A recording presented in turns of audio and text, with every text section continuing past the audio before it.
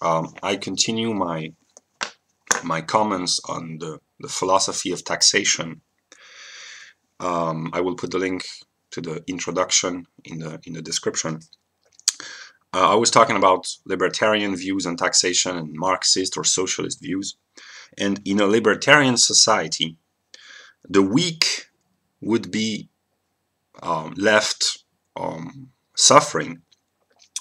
But the positive aspect from a libertarian society where no one would help the poor and the weak is that it would strengthen biologically the society, because only the wealthiest will be able to reproduce, and there's a relationship between cognitive ability and the accumulation of wealth. It's not strictly deterministic, but their correlation is not causation, but there is nonetheless a certain relationship. And this is the kind of theory that we find in Edward Dutton, the psychologist or sociobiologist, who explains that before the advent of modernity and the Industrial Revolution and the modern social systems of welfare in Europe and England, there was a natural eugenics at work, because those with the most resources were able to have more children and to pass on their genes. So, and those with less capabilities, their children would starve, and they would reproduce less, and it produced an unconscious eugenic process, which brought about the geniuses and the flowering of modernity. And it's a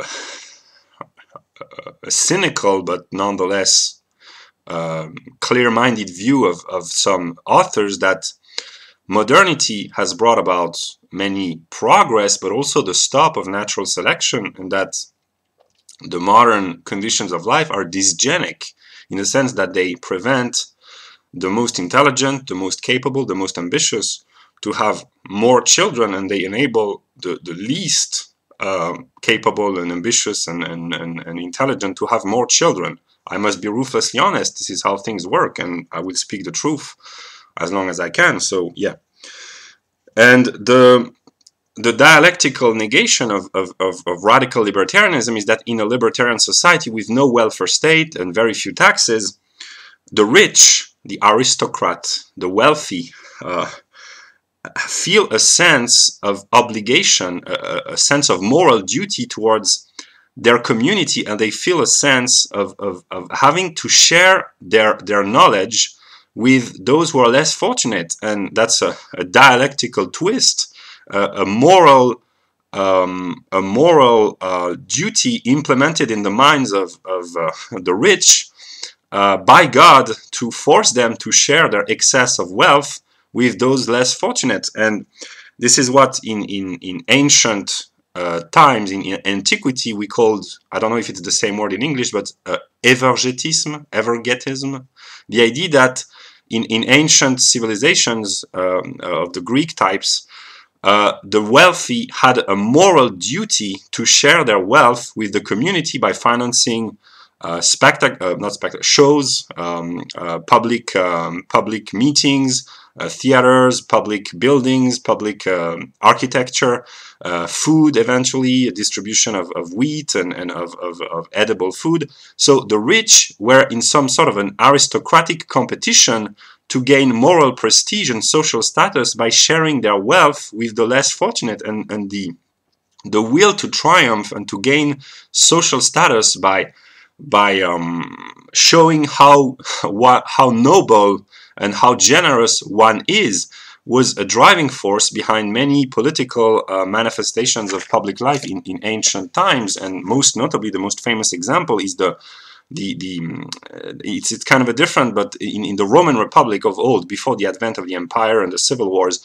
the Roman aristocrats were in a competition with one another to gain prestige, and this will to assert oneself by being proud of one's social status, by gaining the recognition and the admiration of others. It is an aristocratic mindset, an aristocratic mentality, and it was so intense within the Roman aristocracy that it ended up degenerating into internal conflicts and the civil wars which brought about the downfall of the Roman Republic and the advent of the empire. So yeah, and as far as I know, in an author like Charles Murray, he says that in 19th century America, or in classical America before the advent of the welfare state and socialism, the rich, the wealthy, the privileged felt a moral duty before the state had developed in all spheres of life. When the state was relatively minimal, there were strong community ties, and the wealthy and the privileged felt a moral duty, which was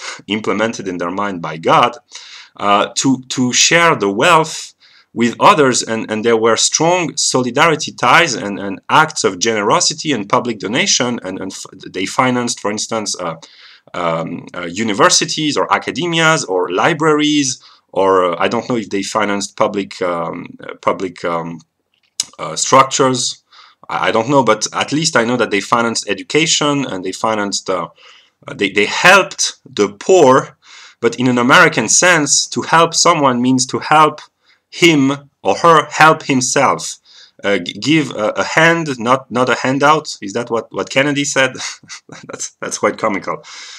So the dialectical twist is that in a libertarian society, which at first seems ruthless and hard and unfair for the weak, actually the strong develop a will to power to assert their social status by helping the weak. So it's a dialectical process. And now I will mention what I call the Republican tradition in Western political history, and by that I mean the idea of in Western political tradition, the Republican idea is the most noble, because in the history of mankind, these were republics which created the most noble, virtuous men. We think of ancient Sparta, which was an oligarchy, but it was kind of a republic because there was an egalitarian civic mindset, although it was a double monarchy, but it was broadly a republic because the power was within an aristocratic part of the people. And we have the Roman Republic. We have the example of Republican city-states in medieval Italy. In the Netherlands, we have the American Republic. We have also an attempt to bring about a republican government in the French Revolution, which degenerated into madness and chaos. But we in the West, we feel a certain feeling of admiration for the virtue, the civic virtue, the nobility of the Republican men who were willing to sacrifice themselves for the good of their city-state or their country. And these kind of behaviors inspire in us a feeling of awe, a feeling of admiration. And that's why the Spartans are eternal, and the Romans are eternal, the Republican Romans, and the early American Republicans are also produce a sense of wonder. And this Republican tradition, which must be distinguished with what those who call themselves Republicans but who are just conservative free markets politicians, the real Republican, the one with the sense of civic virtue, I think of someone like Ron Paul. He's a true modern Republican. He has his entire being within the Constitution. He's one with the Constitution. He's a living embodiment of the American Constitution, and he lives and breathes for the respect and the defense and the strengthening of the civic virtues, and that's an admirable behavior. So the entire problem of the Republican ideal in regard to taxation is there are two types of taxation. There's the taxation of money and the taxation of blood, which means willing to be the necessity to sacrifice oneself in times of need for the defense of the city-state or the country. The problem that the Republicans in the classical philosophical political tradition try to solve is how to create a virtuous society where sacrifice in the form of taxation of money or blood would be willingly accepted by the citizens. How do you reconcile necessity and duty with freedom and willingness? How do you reconcile those opposites? And it brings about the question of education. How should one educate the citizens of a state in order to make them virtuous citizens who would be willing, out of their own free will, to sacrifice themselves for the greater good? And this is the most difficult question to solve, and this is the kind of question that a thinker like Jean-Jacques Rousseau or Montesquieu in France tried to solve. It's how does a state produce virtue out of its citizens, virtue in the classical aristocratic meaning of the word. In order for this to occur, you have to grant freedom to the citizen, and there is no taxation without representation, so it has to be a republic. And the problem is that if you grant too much freedom to the individual, it degenerates into a democracy, and it becomes the will of the mob, as it is said in the political tradition. And political theorists, except those of the modern time, have always disregarded democracy as being the rule of the mob. And the idea of the greatest political thinkers in the Western tradition were aristocratic monarchy, or some dared, like Machiavelli or Montesquieu or Rousseau, promote a republican ideal.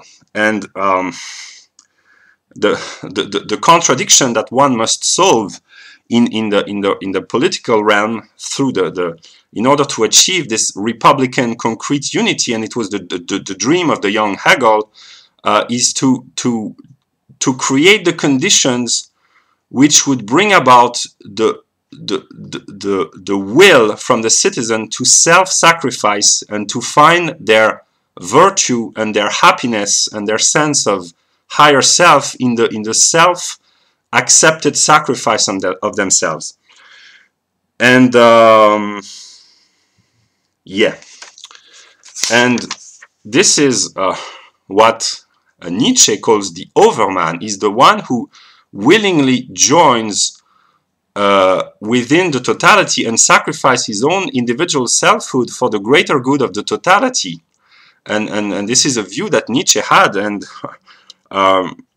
Nietzsche did not necessarily think much about politics in a strictly political sense, although he wrote about politics. But the